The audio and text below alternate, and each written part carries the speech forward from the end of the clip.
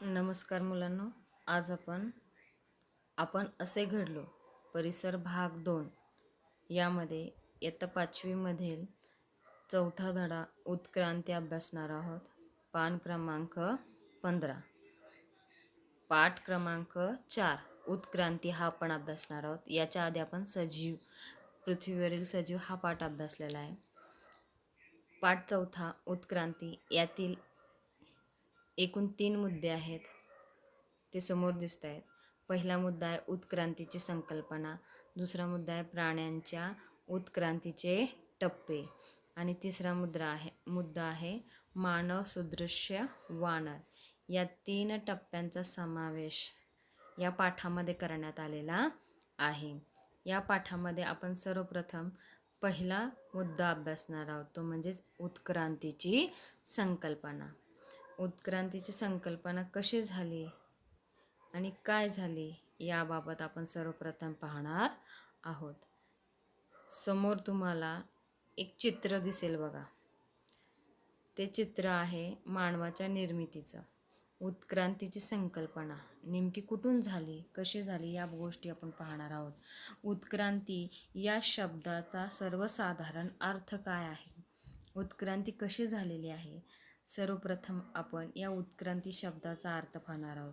सजीवांच्या जीवनातील उत्क्रांतीच्या संकल्पनेचे स्पष्टीकरण आपण पाहणार आहोत. यासाठी या पाठामध्ये एक व्याख्या दिलेली आहे की उत्क्रांतीची संकल्पना म्हणजेच काय, सतत आणि संत वेगाने होणारा बदल. सतत आणि संत वेगाने होणारा बदल म्हणजेच उत्क्रांती होय. सतत आणि संत वेगाने होणारा बदल म्हणजेच उत्क्रांती होय. ही उत्क्रांती होत असताना आपल्याला काही गोष्टींचा अभ्यास करायचा आहे.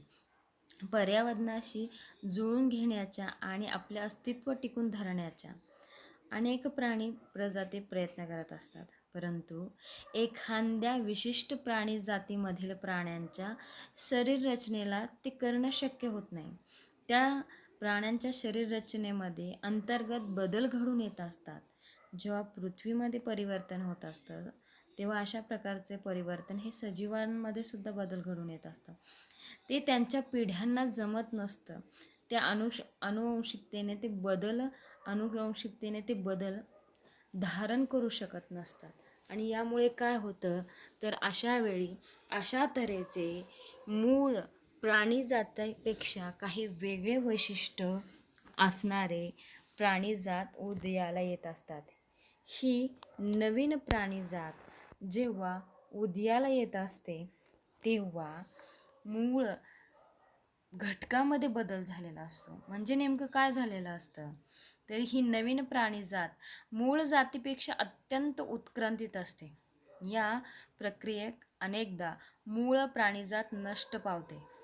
अनेकदा मूळ प्राणीजातीपासून एकापेक्षा एक अनेक उत्क्रांती प्रजाती निर्माण होतात. मग नेमकं काय होतं रे, तर इथे समोर बघा, आता तुम्हाला चित्रामध्ये दिसतंय, हा पूर्वी पृथ्वीवर अस्तित्वात असलेला हत्ती, याच्यामध्ये आणि आत्ताच्या हत्तीमध्ये बराचसा फरक झालेला दिसून येतोय. हा त्या काळचा महाकाय असलेला हत्ती आहे, परंतु तो जर आत्ता पाहायला गेला तर त्याच्यामध्ये बरेचसे फरक झालेले दिसून येतात. आत्ता सध्याचा अस्तित्वात असलेला हत्ती हा अशा प्रकारचा आहे.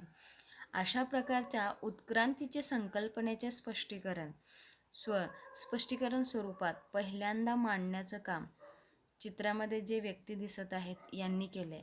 यांचे नाव आहे चार्ल्स डार्विन. या शास्त्रज्ञांनी पहिल्यांदा उत्क्रांतीच्या संकल्पनेची मांडणी केली आणि ती सांगण्याचा प्रयत्न केलेला दिसून येतो. त्यांच्या म्हणण्यानुसार, चार्ल्स डार्विन यांच्या म्हणण्यानुसार, ज्या प्रजाती बदलत्या पर्यावरणाशी जुळून घेत नाहीत, त्या सक्षम नसतात, त्या टिकू शकत नाहीत. ज्या प्रजाती असे करू शकत नाहीत त्या उत्क्रांतीच्या प्रक्रियेत नष्ट होतात. म्हणजेच काय की साधारणतः जी प्रजात उत्क्रांतीच्या कालखंडामध्ये स्वतःचं अस्तित्व नष्ट करून घेत असते, उदाहरणार्थ पूर्वी महाकाय डायनासोर आपल्या या पृथ्वीवर अस्तित्वात होते. का? कारण की त्यांचं ते अस्तित्व होतं, परंतु कालांतराने ते नष्ट झालं. पूर्वी पृथ्वीवर डायनासोर वर्गातील अनेक महाकाय प्रजाती अस्तित्वात होत्या. त्यामध्ये या प्रजाती अचानकच नष्ट झाल्या. का नष्ट झाल्या? चित्रामध्ये तुम्हाला अनेक प्रकारचे डायनासोर दिसत आहेत. त्यामध्ये काही डायनासोर हे मांसभक्षी होते, तर काही डायनासोर हे हिरव्या एकंदरीत झाडांचा पालापाचोळा खाऊन जगणारे सुद्धा, मांसाहार न करणारे सुद्धा एकंदरीत डायनासोर असलेले दिसून येतात. समोर चित्रामध्ये तुम्हाला महाकाय डायनासोर दिसते. काही डायनासोर तर उडणारे सुद्धा होते. एखाद्या अचानक आलेल्या निसर्गातील संकट किंवा पर्यावरणातील झालेला आकस्मिक बदल हे डायनासोरच्या महाकाय प्रजातीला नष्ट करण्याचे कारण सांगितले जाते. पंख असलेले डायनासोर सुद्धा आपल्याला पाहायला मिळतात. तुम्हाला चित्रात दिसतील पंख असलेले डायनासोर. हे अवशेष आता आपल्याला पाहायला मिळत नाही. अशा असलेल्या डायनासोरचे सांगाडे आपल्याला दिसत आहेत. पूर्वाकार उत्खननामध्ये अशा प्रकारचे डायनासोरचे मोठमोठे सांगाडे आपल्याला दिसून येत आहेत. हे सांगाडे त्या काळात पूर्वी पृथ्वीवर डायनासोरचे अस्तित्व होते अशा प्रकारचे पुरावे देण्याचं काम करून दिसून येतात. पुढचा मुद्दा सांगितलेला आहे प्राण्यांच्या उत्क्रांतीचे टप्पे. प्राण्यांची उत्क्रांती कशी झाली आहे त्यातला मुद्दा सांगितलेला आहे. प्राण्याच्या उत्क्रांतीचे टप्पे. प्राण्यांची उत्क्रांती कुठे झाली? तर प्राण्याची उत्क्रांती ही मुळात पाण्यामध्ये झालेली आहे. असं म्हटलं जातं की प्राण्यांची उत्पत्ती ही सर्वप्रथम पाण्यात झालेली असावी. पाण्यामध्ये एकपेशीय सजीवांची निर्मिती झाली. या एकपेशीय सजीवांनाच आपण आदिजीव असे म्हणत होतो. आणि याच एकपेशीय सजीवांपासून अनेक पेशीय सजीवांची निर्मिती झालेली दिसून येते. तुम्हाला चित्रामध्ये असं दिसेल बघा. एक पेशीपासून अनेक पेशीय, समोर दिसते बघा चित्रामध्ये, एक पेशीय सजीवांपासून अनेक पेशीय सजीव निर्माण झालेले दिसून येत आहेत. म्हणजेच काय, याच्यामध्ये सजीव सृष्टीच्या निर्मितीची मुख्य सुरुवात आदिजीव या एकपेशीय सजीवांपासून निर्माण झाली हे आपण पाहिलं. एकपेशीय सजीवांपासून बहुपेशीय सजीव निर्माण झालेले दिसून येतात. हे बहुपेशीय सजीव हळूहळू उत्क्रांत होत गेले आणि या प्रक्रियेतून विविध वर्गातील प्राण्यांची आणि वनस्पतींची निर्मिती झाली. प्राण्यांच्या उत्क्रांतीचे टप्पे पुढील प्रमाणे आहेत. प्राण्यांच्या उत्क्रांतीचे टप्पे 2 आहेत. एक अपृष्ठवंशीय सजीव आणि दुसरा पृष्ठवंशीय सजीव. म्हणजेच काय, पृष्ठवंशीय सजीव कोणते आहेत आणि अपृष्ठवंशीय सजीव कोणते आहेत, याच्यामध्ये कशा प्रकारे प्राण्यांनी स्वतःची प्रगती निर्माण झालेली दिसून येते आणि हे कशा प्रकारे झालेले आहे, अशा 2 वर्गामध्ये प्राण्यांच्या उत्क्रांतीचे टप्पे सांगण्यात आलेले दिसून येतात. त्यामधला पहिला मुद्दा आपण अभ्यासणार आहोत, अपृष्ठवंशीय सजीव. त्याच्यामध्ये काय सांगितलं गेलेलं आहे? अपृष्ठवंशीय सजीव म्हणजेच काय, त्याची सर्वप्रथम आपण व्याख्या बघणार आहोत. तुम्हाला समोर दिसेल आता व्याख्या. ती म्हणजेच काय, तर अपृष्ठीय सजीव म्हणजे पाठीचा कणा नसलेले सजीव. ज्या सजीवांना पाठीचा कणा नसतो अशा प्रकारचे सजीव म्हणजेच अपृष्ठवंशीय सजीव होय. मग या वर्गामध्ये कोणत्या प्राण्यांचा समावेश होतो? त्यामध्ये सर्वप्रथम सांगितलेला आहे गोगलगाय या प्राण्याचा समावेश झालेला दिसून येतो. गोगलगाईला कुठल्याही प्रकारचा पाठीचा कणा नसतो. ती सहजरित्या पुढे सरपटत असताना दिसून येते. गोगलगाय ही अपृष्ठवंशीय प्राणी म्हणून ओळखली जाते. मग पुढचा मुद्दा सांगितलेला आहे पृष्ठवंशीय प्राणी. मग पृष्ठवंशीय प्राणी कुणाला म्हणतात? तर पृष्ठवंशीय प्राणी म्हणजेच काय, पाठीचा कणा असलेले प्राणी. ज्या प्राण्यांना पाठीचा कणा असतो मागचा, अशा प्राण्यांना पृष्ठवंशीय प्राणी असे म्हणतात. मग कोणकोणते प्राणी याच्यामध्ये येतात? माकड आहे, मासा आहे, त्याचबरोबर इतर अनेक सजीव आहेत, त्यांना पाठीचा कणा असलेला दिसून येतो. समोर तुम्हाला माशाचं चित्र दिसते. माशामध्ये पाठीचा कणा असतो. जसा माशामध्ये पाठीचा कणा असतो तसा माकडामध्ये, वानरांमध्ये सुद्धा पाठीचा कणा असलेला दिसून येतो. मानवामध्ये सुद्धा पाठीचा कणा असतो. त्यामुळेच मानव सुद्धा एका सरळ रेषेमध्ये ताठपणे तो उभारू शकतो, कारण त्याच्या पाठीला कणा आहे. त्याचबरोबर जसं अपृष्ठवंशीय प्राणी म्हणजेच सजीव, अपृष्ठवंशीय सजीव आणि पृष्ठवंशीय सजीव जसे आहेत, याच्या व्यतिरिक्त सजीवसृष्टीमध्ये कोणते सजीव आहेत? तर याच्या व्यतिरिक्त असलेले सजीव म्हणजेच उभयचर सजीव. उभयचर सजीव म्हणजेच काय?